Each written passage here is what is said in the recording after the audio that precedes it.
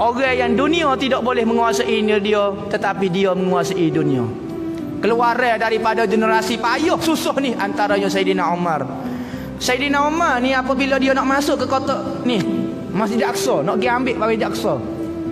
Lagu mana dia nak pergi? Apabila dia nak pergi tu sahabat-sahabat dengan dia nak pergi ni. Hari ni hamba nak pergi rapah Masjid Aqsa. Pergi gitu je. Bisa tak bisa Saidina Umar. Apabila nak pergi tu maka sahabat-sahabat panggil Saidina Umar. Wahai Umar, dia kata tak boleh pergi lagu ni, kata mu pakai baju buruk lagu ni. Naik keledai orang tak nak. Kita ke khalifah Amirul Mukminin, demo ke Amirul Mukminin, raja orang mukmin pada masa tu. Maka kena tukar pakaian biar hebat lah sikit, naik kuda, naik gapo biar nampak, naik jaguar kau naik biar nampak ganah. Kita nak pergi rapah Baitul Maqdis lah ni. Bukan nak pergi beli pasar sayur kau gap dia, pakai comel sikit. Maka Saidina Umar kata jolo juga. Maka dia pun pakai, sahabat-sahabat pun cari baju ke dia, cari baju comel ke apa dia. Bui kuda ke apa dia, maka naik. Naik siapa depan muka pintu sikit je. Maka Saidina Umar patah balik. Dia kata hamba ni mulia kerana agama, bukan kerana dunia. Hamba dulu ni orang tak pakai langsung, tapi hamba jadi mulia ni kerana agama, bukan kerana selain dia. Maka wak mari semula baju hamba. Baju dia ni cari 12 tapung. Cari sini jahit tapung. Nak beli tak ada piti. Cari kain cipi pecah-pecah, guting kain pelekat sikit, tapung sini. 12 tapung. Naik keledai. Naik keledai kalau kita lah ni bukan kata kerana kacir buruk. Naik bebe kacir buruk. Naik keledai tu. Kadang-kadang dia tak naik, hamba dia naik, dia je tarik pula. Oh pelik sungguh. Dia je direba pula jadi. Maka pergi Baitul Maqdis tu, pergi tu apabila masuk Baitul Maqdis, maka orang Baitul Maqdis hok jaga Baitul Maqdis hok kafir. Tengok. Dia kata siapa dia ni? Kata mari, dia kata nama Umar. Hamba ni nama Umar Al-Khattab. Oh, dia kata hok ni Amirul Mukminin ni. Maka dia buka buku. Dia kata Umar Al-Khattab ni tuan ni lagu ni. Pertama tanda dia baju dia ni ada 12 caping. Ada dalam buku orang kafir. Umar Al-Khattab ni baju dia 12 pak cari. Dia pun kira. Oh 12 betul dah. Kedua dia naik keledai ya. Oh betul dah. Ketiga dia kadang-kadang dia tak naik. Tu hamba dia naik. Pada masa tu hamba dia naik. Dia tarik. Oh betul sungguh tiga ni. Katanya dalam kitab orang-orang Yahudi ni kata kalau mari orang ni tak segocoh, wis selalu anak kecil tak segocoh. Bisa tak bisa Saidina Umar ni siapa orang tulis manakib dia. Kalau dia mari tukar pakaian lagu tu tidak kau gocoh hari tu. Maka Saidina Umar kata orang-orang lagu tu mari orang ni dalam buku dia, dalam buku orang kafir. Kalau mari orang ni tak seperang dengan dia, pakai serah lalu anak kecil. Maka orang kafir serah selalu anak kecil Baitul Maqdis. Bolehlah kita tanpa susah payah. Apa? Kerana dia pegang agama. Saidina Umar ni hidup lagu tu baru boleh menguasai dunia. Dunia tak boleh masuk dalam diri dia. Sahabat-sahabat dulu kadang-kadang lepas pada Isya, dengar suara dia munajat, wahai dunia tak semarilah dengan hamba. Hamba tolak 3 dah demo. Kita tak boleh nikah dah tahu tolak 3 ni. Sahabat-sahabat dulu dengar Saidina Ali tiap-tiap malam menangis. Dia kata wahai dunia, mu nak tipu orang lain, gi tipu orang lain. Tipu hamba tak boleh. Kita cerai 3 dah. Nak rojak kelik tak boleh dah, okey. No. Tu sahabat dulu. Sebab itulah kita jadi gelisah, jadi payah, jadi rohak, jadi betah bertukar, betah berubah, betah apa? Kerana dunia menguasai kita. Kalau kita menguasai dunia, wali kita. Wali kita. Tu orang kata kalau nak hidup tenang jadi wali lah. Selagi mana tak jadi wali, memang kadang-kadang yang mari serabut otak juga.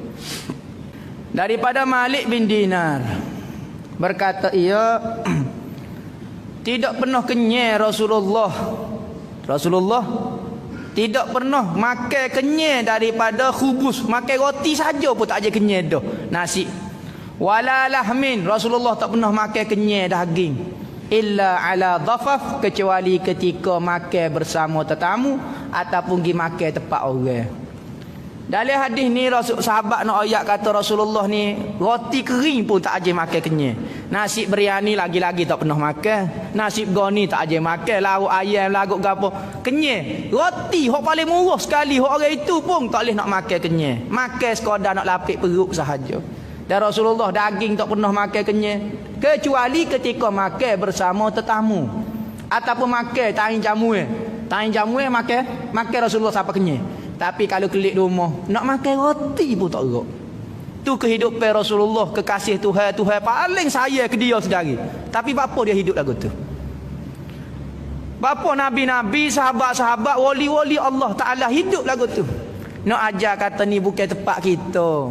Kalau hamba wi mewah ke demo gak takut demo lupa kat hamba. Sebab tu hamba kaak sungguh demo hidup. Payah hidup biar kita ingat kita nak hidup sana, okey. Akhirat tu jual kita. Maka sahabat-sahabat pun hidup susah, hidup payah. Bukan kata kita ada pitih lepas ni pergi pekong apa semua. Dah jangan bazir. Jaga harta, jaga molek. Cuma hidup susah ni memang jadi tradisi dah. Jangan kita cari dunia dalam agama kita. Orang cari nak mewah. Dah. Kehidupan susah tu tidak jadi kau masalah. Tetapi orang ahli dunia sekarang melihat orang susah tu hina. Allah susah demo. Nyanyolah. Mari masjid pun susah. Pai tak payah mari masjid. Hamba tak semaya boleh pitih bera. Mari duk sengih-sengih bawa kitab mengaji. Tak ada pitih pun. Orang dunia lah ni. Susah itu hina. Tetapi kita kalau susah itu kehina. Kenapa Rasulullah? Kenapa kekasih dia jadi hina? Berarti Rasulullah nak berhina. Sahabat-sahabat nak ajar dan suruh jadi hina. Tak. Berarti susah itu dan Rasulullah pernah bersebut kebanyakan daripada ahli syurga adalah orang susah semuanya. Semua hak susah. Kalau kaya agak payah sikit lah. Bukan kata tak masuk syurga. Tetapi Rasulullah kata kebanyakan ahli syurga orang-orang susah. Orang atas muka dunia kita tengok Allah susahnya lah. Bawa jabir warak-warak. Pakai baju buruk. Setengah baju kita sapu. Allah takut kotor baju demo. Setara tu. Kebanyakannya ahli syurga adalah orang-orang susah. Mana Allah Ta'ala nak ajar kepada kita hok rasa kaya, hok rasa berapa, rasa takabur ni nak kata kesusahan itu bukan hina. Kekayaan itu bukan mulia. Tak. Bukan kata kaya pun hina. Tak. Kaya tidak hina. Susah tidak hina. Semua itu adalah ujian kepada kita. Kadang-kadang orang dengan kaya boleh buat ibadat, masya-Allah, jadi mulia dia. Kadang-kadang orang dengan susah jadi ibadat.